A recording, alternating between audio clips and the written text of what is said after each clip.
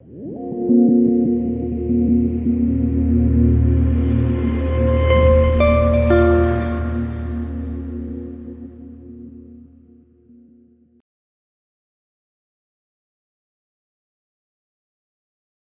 me, doctor, there's a lot of fungus. Can we avoid steroid? I told him that. I told her that out of 5 crore people who got steroid, I mean, there were around 50 crore people who got infection this time. 5 crore people got steroid. How many got fungus? It's a 5,000. So your 4 crore 95 lakh 95,000 saved their life because of steroid. Fungus is going to affect only when you are going to survive, isn't it? If you are not there, there will be no fungus. But she was, she was in defiant mode. Okay. She said, okay, you write down, we'll decide. Then I told her that, okay, get an CT scan because it's the 7th day. Otherwise, there's no role of routine CT scan. She said that, okay, no, Dr. Guleria has said that it has got cancer. So can we avoid? I told her that you're going to have, means how we can going to manage this, your husband. And look at the irony, the brother of the husband himself has just recovered from the serious disease. He was in ICU for almost 10 days. He was on 10 liters of oxygen. And despite of that, and the wife of the brother took the initiative out of all, negative thoughts from the family and took the patient, her husband to the hospital and got her treated. And so I told her, you are doing reverse what your sister-in-law did for her husband. So, but she was in defiant mode. Fine. Now, yesterday I came to know this patient landed up in hypoxemia, that is low oxygen, and now is in ICU. So we could have avoided this deterioration if we could have acted on time. So what is happening in our society is, is like a sheep. Is a just follow a line. So we are, we work like a sheep, and wherever the society goes, we believe in mobocracy. Wherever the mob is going, including the media, and we follow them. We don't apply our brain, and we try to hype up the negative news and land up in problem. We try to learn medical science from social media. We try to follow doctors the prescription through the social media. If some friend has consulted some doctor, you will start copying paste that prescription and start using it. I've seen some of the patients before they land up in problem, is disease, they just copy pasted the prescription of their neighbor and started taking steroid before they actually caught this infection, and they land up in major crisis. So I mean to say, what we need to follow a path that should be a balanced path, isn't it? So I'll be talking about a little bit about black fungus, COVID-19. And again, I thank to Priyas and Mr. Atul Gupta, and you heard about this Priyas, and they means I've seen Atul helping a lot of people by giving oxygen. He has provided me also an oxygen cylinder that is still with me. And ICU ambulances with teleconsultation, education to the, means it's a part of education. I'm talking to you. This is an education already going on. He's provided lot of people hospital beds. It was very difficult to get bed for me and my parents also. That was a very difficult time. He's provided lot of medications to the people, and we are going to prepare for the third wave, which may or may not come. We all know that our government sector is pretty bad. It's not going to improve the type of corruption we have. So we need people like Atul and other people who are involved with this NGO. Now, let's talk about something about black fungus. Black fungus is actually not a black fungus. Black fungus is something else. it is a mucormycosis. It is a partial. It is a non-septate hyphae. It is a. It looks black in the microscope, and I witnessed many patients before this wave also regarding black fungus. I've seen the patients suffering from black fungus after dengue also. In children also, they get black fungus when their immunity goes down. Fine. So one problem is that people think that black fungus is contagious. No. Black fungus cannot be transmitted from one patient to other patient. So you can reside in the same ward where the patient with the black fungus is there. Now, another misconception is that steroid and oxygen is going to be is a major risk factor. No. If you analyze many of our patients who have got black fungus, means our patient means in the North India, they were 30% of the patient who never received steroid, never received oxygen. Fine. So there are many factors which can lead to black fungus, especially in the present format. Very important is poor initial management and neglect. Suppose you neglect your fever, you continue to have fever, you land up in severe oxygen deficiency, your oxygen saturation drops below 90, then your disease will be very advanced and you'll require ICU, you will be in the hospital for a long time, you will require steroids, so your immunity is going to down, not only because of steroid, but prolonged steroid and as well as severe disease.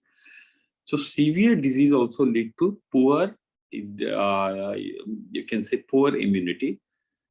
We add on poor sugar control along with that. So if I'm diabetic, I get onto the this disease that is COVID. I require steroid. During steroid, I need to keep check my blood sugar. If that blood sugar requirement is definitely, requires insulin, I should be on insulin also. So if that is poor, that add on to the fuel to the fire. Also, there's another theory that high ferritin, high iron load predisposes you for fungal infection. So not only steroids. So severe disease, if you neglect your disease, which was neglected a month back when this was peak of epidemic, people were not getting bad as well as good advice. There are high cytokines like very high CRPs and IL-6. These patients land up in major health, major problem, major, you can say, respiratory problem because of COVID. Following that, they are more susceptible to acquire fungus. Still out of diabetic, maybe incidence 1 in 1 lakh. Fine. Non-diabetic, it may be just 1 out of 10 lakhs. So the incidence is still very low and steroids are still lifesavers. हमारा एक बड़ा misconception है कि भाई ये जो fungus है, जो म्यूकरमाइकोसिस है, ये हो क्यों रहा है? मैंने जैसे बताया कि स्टेरॉइड लाइफ सेवर है अगर हम एप्रोप्रिएट टाइम पे यूज करें. इसके फैक्टर्स क्या हैं, क्यों फंगस हो रही है लोगों को? मैक्सिमम जो लोगों को फंगस होती है उनको आईसीयू में होते हैं उनके. सेकेंडली कुछ लोगों को घरों पे हुई है. इनमें जो मैक्सिमम चांसेस हैं वो है इनिशियल मैनेजमेंट अगर हम डिले कर दें. 90% पेशेंट्स में जिनमें निमोनिया होता है, अगर हम उनको जल्दी पकड़ लें और एक अप्रोप्रिएट टाइम पे स्टेरॉइड शुरू कर दें तो काफी हद तक बच सकते हैं सीवियर डिजीज से. जब आप सीवियर डिजीज से बचेंगे तो आपको कम स्टेरॉइड चाहिए होंगे, जल्दी आप खत्म कर देंगे. अगर आप डायबिटिक भी हैं और अच्छा शुगर कंट्रोल करते हैं तो आपको कुछ नहीं होगा, आप स्टेरॉइड ले सकते हैं. किसी अभागे या अनफॉर्चुनेट लोगों में साइटोकाइंस बहुत हाई होता है, लाइक CRP IL-6 बहुत हाई होता है. ये बेचारे अनफॉर्चुनेट हैं, सब चीज करने के बावजूद ये आईसीयूज में लैंड कर जाते हैं, वेंटिलेटर्स पे लैंड कर जाते हैं. तो इनमें कई बार चीजें अनअवॉइडेबल होती हैं. अगर हम फंगस की बात करें तो 5 करोड़ लोगों को स्टेरॉइड मिले. कितने इन्फेक्शन हुए? 5000 इन्फेक्शन हुए. तो देखा जाए तो बहुत ही कम मात्रा है. और ये पेशेंट्स जो हैं जिनको काफी कॉम्प्लिकेटेड डिजीज हुई है, उन्हीं को मैक्सिमली फंगल हुआ है. तो ये केवल स्टेरॉइड नहीं है, ये जो डिजीज है इम्यूनिटी को कम करती है. इनके साथ काफी और भी फैक्टर्स होते हैं. जैसे शुगर कंट्रोल अगर आपका पुअर है। दूसरा आपका है, आपको इम्यूनोसप्रेसिंग अदर देन स्टेरॉइड देने पड़े, लाइक टोक्लिजुमैब देना पड़ा। आपको मालूम होगा कि टोक्लिजुमैब एक्टेमरा के नाम से आता है, बड़ा मुश्किल से मिल रहा था, बट वो यूज भी बहुत लिमिटेड है उसका। दूसरा, ये जो डिजीज है, ये क्या अपनी कोविड-19 है, इसमें वेस्कुलाइटिस होती है, वेसल्स छोटी हो जाती है, ब्लड वेसल छोटी हो जाती है। तो ब्लड वेसल छोटी होने की वजह से श्रिंक हो जाती हैं और अंदर ब्लड सप्लाई पुअर हो जाता है। तो अपने आप ही इसको हम वेस्कुलाइटिस कहते हैं, और ये नेक्रोसिस कर देती है, एरिया को डैमेज कर देती है, डेड हो जाती है सेल्स। सो ये डिजीज की पैथोलॉजी अपने आप में नेक्रोसिस मतलब डेड टिश्यू बनाती है, और डेड टिश्यू जैसे ही आता है फंगस, ये जो फंगस है आपका म्यूकर है, ये हर जगह है। आपके अगर नोज की मैं स्पेशल टेस्टिंग करूं, जीनोमिक टेस्टिंग कहते हैं, तो आपके में ये फंगस निकलेगा। ये इंडिया में 90% लोगों के अंदर फंगस मिलेगी आपको। वेस्ट में लोग फॉर्चुनेट है, एनवायरनमेंट इतना क्लीन है, तो उनके अंदर कंटेमिनेशन नहीं हुआ हुआ है। हमारे अंदर कंटेमिनेशन हुआ हुआ है। कैसे कंटेमिनेशन होता है?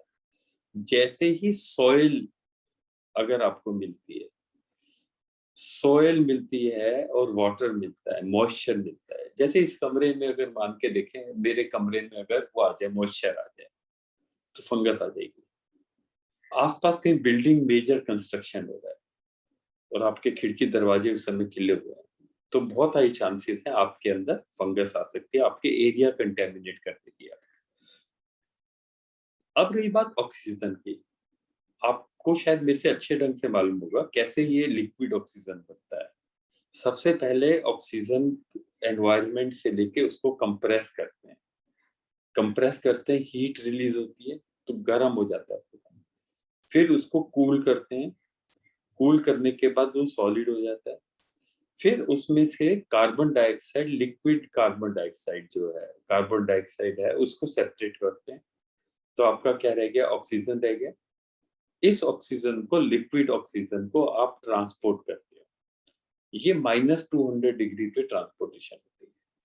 तो आपके हॉस्पिटल में पहुंचिए, एक चैम्बर होता है, वहां पे आप रखते हो इसको, फिर इसको वार्म करके आप भेजते हो। तो -200 पे क्या कोई स्पोर जिंदा रह सकता है? नहीं रह सकता। बात चल रही थी कि साहब इस बार इंडस्ट्रियल ऑक्सीजन आ गई, पहले प्योर ऑक्सीजन थी। अगर इंडस्ट्रियल ऑक्सीजन भी है, जैसे वो ट्रांसपोर्ट होती है, उसके अंदर फंगस नहीं जिंदा रह सकता। फिर बात चल रही थी कि साहब ये जो पानी है, जो जिसमें से पानी निकलता है, ये टैप वाटर तो नहीं है। यहाँ पे गड़बड़ हो सकती है अगर ये सॉइल से कंटेमिनेटेड है, अदरवाइज पानी में अकेला फंगस नहीं रह सकता। Got my point? So it has to be contaminated with soil. So अब इस पानी से निकल के आपके अंदर जाता है, तो बहुत कम चांसेस है कि आपके जो आपके मास्क हैं और जो वाटर है, जो आपका ये जो इंडस्ट्रियल ऑक्सीजन है, इसकी ये सोर्स है, ये चांसेस इनके कम है। पानी का फिर भी ध्यान रखना है कि आपके सॉइल से कंटेमिनेशन ना हो, तो आपको डिस्टिल्ड वाटर यूज करना है। तो एक सबसे बड़ा मिसकंसेप्शन है, तो दैट इज ऑक्सीजन सोर्स और स्टेरॉइड सोर्स। आपको ऑक्सीजन चाहिए। अगर 1 करोड़ लोग बचे हैं ऑक्सीजन से, उसमें से जाके 4 को अगर फंगस हुआ भी है, जिसमें और सारे कारण भी हैं, तो भाई आप स्टेरॉइड और ऑक्सीजन तो लोगे ना, आपके अंदर जिंदा रहोगे तब तो चांस है फंगस होने के। फंगस होने के क्या चांस है? 1 in 1 करोड़। मरने के कितने चांसेस हैं? जिसको ऑक्सीजन चाहिए, 99.9% मरने के चांसेस हैं अगर आप स्टेरॉइड या ऑक्सीजन नहीं लोगे। तो आपका डिसीजन है अपने आप को कैसे दिमाग को सेट रखते हो। आप इमेजिन कर रहे हो आपको ऑक्सीजन लगी, ठीक है, और आपको ये दिमाग में ये घुस जाए फितूर कि ये ऑक्सीजन के अंदर फंगस है, या आप स्टेरॉइड खा रहे हो कि ये गया स्टेरॉइड और यहाँ आया फंगस, क्या होगा? आप ना दवाई पे ट्रस्ट करोगे, ना ऑक्सीजन पे ट्रस्ट करोगे, आपका जीना ही मुश्किल हो जाएगा। Got my point? So try to understand, try to use logic. And unfortunate part है कि काफी डॉक्टर्स को भी नहीं पता, और टीवी चैनल्स वगैरह पे ये शुरू हो जाते हैं। टीवी चैनल वाला क्या ढूंढता है? कल मैं देख रहा था एनडीटीवी, वो ढूंढता है कि ये जो अंधाधुंध स्टेरॉइड मिल रहे हैं, ये जो मेडिकल इक्विपमेंट कंटेमिनेट है, इनको आप कैसे ठीक करो भाई? वो मेजर कारण हो तब तो बात करो ना आप। ये आप लोगों के माइंड में डाउट क्रिएट करते हैं, ठीक है? और जो इम्पोर्टेंट फैक्टर, क्योंकि काफी लोग अब आ रहे हैं, ब्लैक फंगस कंटेजियस है बिल्कुल भी नहीं है, एक पेशेंट से दूसरे पेशेंट में नहीं फैलता। सबसे इम्पोर्टेंट फैक्टर है सीरियस डिजीज अपने आप में ही फंगस को प्रमोट करती है। तो अब हम बात करते हैं, इससे पहले हम कुछ डिजीज के बारे में ले लेते हैं। देखो, सबसे इम्पोर्टेंट चीज क्या है? सबसे इम्पोर्टेंट चीज क्या है? कब हमें इस डिजीज में स्टेरॉइड लेने चाहिए और कब हमें डॉक्टर से कंसल्ट करना। कभी भी अगर आपका फीवर 100 से ज्यादा जा रहा है और आपकी सांस फूल रही है या खांसी बढ़ रही है 7th डे के बाद, या ऑक्सीजन लेवल आपका कम जा रहा है, तब आपको अपने डॉक्टर के थ्रू स्टेरॉइड्स लेने चाहिए। बात समझ रहे हैं? अननेसेसरीली जल्दी ना लें, पहले 5 दिन में अवॉइड करें। दूसरा, हो क्या रहा है, बड़ा इंपॉर्टेंट फैक्टर है जो हम लोग मिस कर जाते हैं। मेरे ख्याल से यहाँ पे कितने लोग होंगे जिनको कोविड हुआ है? मस्ट बी अराउंड 50 लोग तो होंगे यहाँ पे जिनको कोविड हुआ है। कोई एक ऐसा बंदा बता दो जिसने आइवरमेक्टिन, एजिथ्रोमाइसिन, डॉक्सी में से तीनों में से कुछ ना खाया हो। कोई एक बता दो, मैं उसका वेट कर रहा हूँ, उसका अपने आप को अनम्यूट करके ये बताए कि सर मैंने नहीं लिया था, और जिसको कोविड हुआ था। मैं आपको बता रहा हूँ, कोई डॉक्टर भी नहीं होगा जिसने खुद नहीं खाया हो। ये एक गलत धारणा है। एंटीबायोटिक, डॉक्सी, एजिथ्रो एंटीबायोटिक है, ये वायरस को मारेगा, बैक्टीरिया को। एंटी एल्मिथिक आइवरमेक्टिन जो है वो कीड़ों को मारेगी जो बच्चों को देते हैं, या इसको वायरस को मारेगी। होता क्या है, पहले 6 दिन आप ये खा खा के अपना पेट खराब कर देते हो, और जब 7th डे आपको स्टीरॉयड की जरूरत पड़ती है, आपकी हालत खराब हो चुकी होती है दवाइयों के साइड इफेक्ट से। तो हम ये भूल जाते हैं दवा का साइड इफेक्ट है कि मर्ज का है। इन दवाइयों का कोई रोल नहीं है। अनफॉर्चुनेट पार्ट है कि हमारे एम्स ने भी आइवरमेक्टिन को प्रोटोकॉल में डाला हुआ है। That is unfortunate, and ICMR, WHO ने बहुत ज्यादा कंफ्यूज किया, ये आप सब लोग जानते हैं। बट होता क्या है, सोशल मीडिया में एक दूसरे को सजेशन देते रहते हो ना, जो आप गलत चीजों को फॉरवर्ड करते हो, उससे बहुत नुकसान होता है। इतने पेशेंट्स हैं, 7वें दिन फीवर नहीं है, कोई सिम्टम नहीं है, और मेरे पेशेंट का फोन करते हैं, कहता है कि सर मेरा दोस्त बोल रहा था तू सीटी करा ले, कई बार ये अंदर पनप जाता है, लोगों को मालूम नहीं पड़ता। प्लीज इस टाइप के फॉरवर्ड्स ना करें। दूसरा, ये जो स्टीम है और ये जो गार्गल है और जो ये कोरोनिल दवाइयां हैं, ये सारे अगर ये कोविड को बचा सकती है, ठीक कर सकती है। केजरीवाल जी जो आइवरमेक्टिन को पानी की टंकी में डलवा दे, they are master of it. The all the politicians, चाहे वो सेंट्रल गवर्नमेंट हो चाहे स्टेट गवर्नमेंट हो, ऑक्सीजन नहीं दे पाएंगे जब हमें जरूरत पड़ेगी। लेकिन इनके पास इस टाइप के स्टंट करने के खूब अच्छे तरीके हैं, ये डाइवर्ट कर। सो नट शेल में, please, no role of antibiotic, no role of anti helminthic, no role of steam, no role of gargle. ये आप जो भी यूज करें सिम्टम्स के लिए यूज कर सकते हैं। गार्गल आपको अच्छा लगता है कर लो, लेकिन गार्गल करोगे तो 10 जगह फैलाओगे भी। तो आप बंद करके बाथरूम में कर सकते हो एग्जॉस्ट चला के, ठीक है? और किसको डॉक्टर के पास जाना चाहिए? या तो हम बैठते ही रहते हैं क्या कि बाबा जी की, रामदेव जी की दवाई खा ली कोरोनिल, या हमने कुछ जो हमारे फ्रेंड है सोशल मीडिया से था वो कर लिया, या तो हम जाते ही नहीं है डॉक्टर के पास, या हम बहुत हाइपर होके पहले दिन ही पहुंच जाएंगे, फिर दूसरे दिन पहुंच जाएंगे, फिर तीसरे दिन पहुंच जाएंगे। और हमारे सारे फ्रेंड, जब मैं टेंशन में हूं ना तो मैं बड़ा वल्नरेबल हूँ। किसके लिए? लोगों की सजेशन के लिए मैं बहुत मेजर मिस्टेक कमिट कर सकता हूँ। मेरा ड्राइवर, मैं बताऊं, मेरे को लेग्स की प्रॉब्लम थी, तो इतनी पेन होता था, ठीक होता नहीं था। तो मेरा ड्राइवर भी मेरे को बताता था कि डॉक्टर साहब ऐसा करो, वो जो बकरे के क्या होते हैं उसके खुरंड के, वो सूप बना के पी लो, उससे ठीक हो जाओ। सो मैं बहुत ध्यान से सुनता था क्योंकि मैं ठीक नहीं हो रहा था। सो इसमें कोई ट्रीटमेंट तो होता नहीं है। एंड एक डर व्याप्त है सबके मन में कि मेरे को कोई निमोनिया ना हो जाए, मेरे को ऑक्सीजन की लाइन में ना लग जाए। मेरे को जैसे ही कोविड पॉजिटिव रिपोर्ट आदमी देखता था उसको तो लगता था मैं तो गया। Young person we have lost, but लोगों के अंदर डर ज्यादा था, वो डर उनसे कुछ भी कराने को तैयार। Always remember persistence of fever especially more than 100 after 6 to 7 days, breathlessness किसी को हो रही है, सांस ही नहीं आ रही ठीक से, खांसी बढ़ती जा रही है, ऑक्सीजन सबको मालूम है ऑक्सीजन सेचुरेशन लो है तो हमें जाना है, बट अगर आपकी 99 बेस लाइन है, 96 भी हो गई है, तो आप अपने डॉक्टर से कांटेक्ट करें।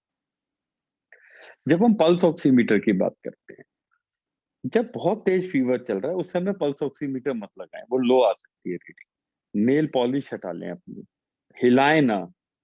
अगर मान लीजिए एक मिडल फिंगर में लगा रहे हैं तो डे 1 से डे 6 तक मिडल फिंगर पे ही लगाएं।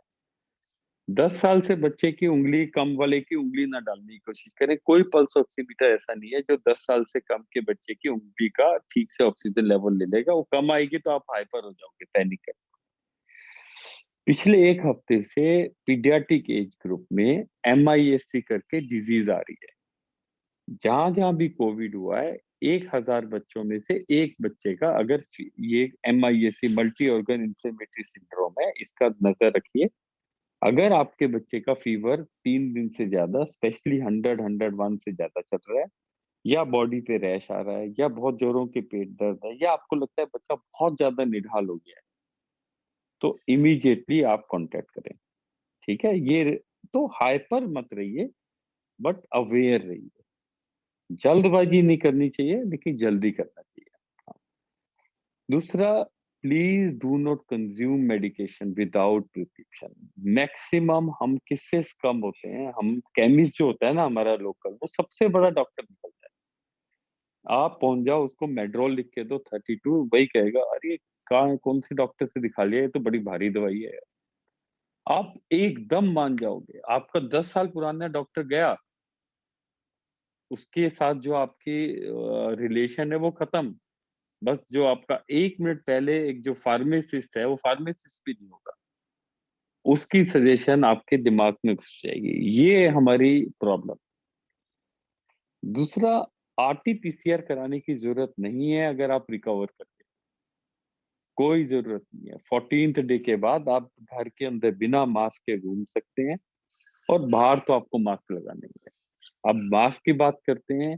जो प्लेन मास्क है, सिंगल लेयर्ड मास्क है, वो यूजलेस है, बिकॉज ये air born infection. Air born का मतलब है पार्टिकल साइज छोटा है। पार्टिकल साइज छोटा है तो ये पूरे कमरे में फैलेगा। अब ये सोशल डिस्टेंसिंग की वैल्यू नहीं है, पूरा डिस्टेंस रखो। अगर आपके कमरे में कोई है 10 मीटर दूर भी खड़ा हुआ है, तो आपका मास्क होना चाहिए। कोई खाना नहीं खाना है आपने इकट्ठे, बिल्कुल नहीं। अपने रूम में अब अगर आपने मास्क हटाना है तो कोई नहीं होना चाहिए, चाहे आपका असिस्टेंट हो, चाहे आपकी वाइफ हो। अब वाइफ की बात अलग है, फैमिली मेंबर्स की बात अलग है, लेकिन आपने खाना और पानी नहीं कंज्यूम करना है जब आसपास कोई है। आपने अकेले में खाना खा के आ जाना है और चुपचाप वापस आना है। ये याद रखें, अगले 1 साल तक, जब तक थर्ड वेव फोर्थ वेव सब निकल नहीं जाती, कब किस पे ये चिपक जाए, friends, it's a very very bad disease. I've seen patient dying, 21 year old, 25 year old, 35 year old. अब ये केवल कॉन्सेप्ट खत्म हो गया है कि मोटो में, डायबिटिक्स में, बूढ़ों में, हाइपरटेंसिव में, इनमें होता है। हेल्दी जो दिन रात काढ़ा पीते थे, दिन रात व्यायाम करते थे, इसका मतलब ये नहीं कि आप व्यायाम करना छोड़ दो, बट मैं बता रहा हूँ कोई भी एस्केप नहीं किया है इस कोविड वेव फॉर्म से, और ये अगली और स्ट्रांग होगी।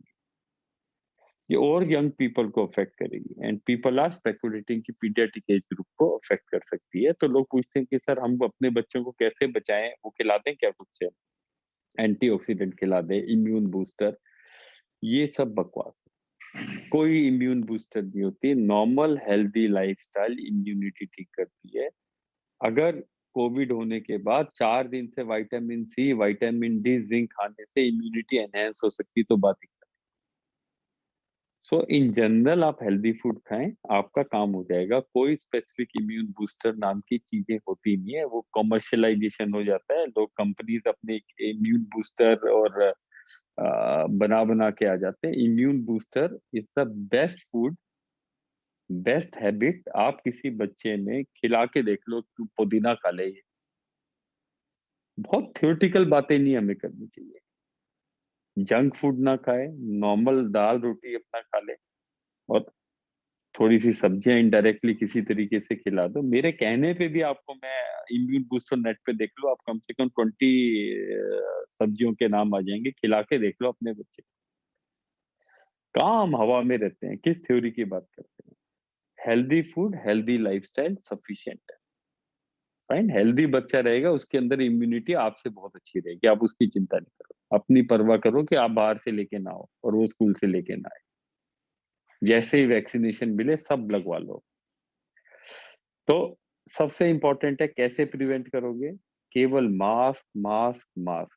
हम जो ये टाइम वेस्ट कर रहे थे ना, चाइना से खरीद खरीद के स्प्रेज और ये सारी चीजें, एक प्रोडक्ट इन्होंने निकाला है जो थोड़े से इलेक्ट्रॉन्स को डालता है, फोटोन्स को डालता है, वो शायद थोड़ा बहुत काम का है, अदरवाइज और कोई चीज काम की। मास्क को प्रॉपर वेंटिलेशन, आपके अगर ऑफिस हैं तो एग्जॉस्ट सारे ऑन होने चाहिए, एसी को और फास्ट कर दो। केवल मास्क और वेंटिलेशन, और ये सब टोट के चलते थे ना, ये क्लीन कर रहे हैं फ्लोर हर 15 दिन में, और अपना ग्लव पहन के बस ऐसे टच किया, सब्जी बस बाहर से निकाली रखी, और फिर से वॉश किया, फिर यूवी लाइट में डाला, फिर फ्रिज में डाला, फिर लगे हुए हैं उसको KMNO4 से क्लीन करने में। ये सब नाटक बंद कर,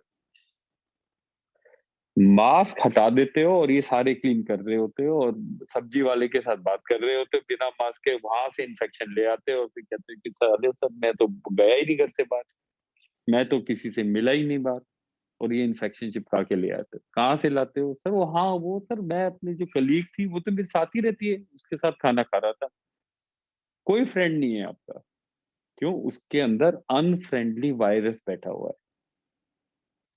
Only mask, ventilation, mask, ventilation, mask, ventilation. Ventilation is a cross ventilation, and especially use exhaust fan in your hotels, in your restaurants, in your at your homes, especially in your workplace.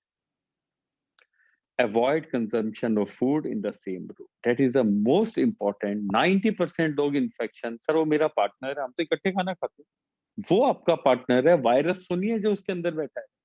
There is less role of sanitation. Just hand hygiene is sufficient.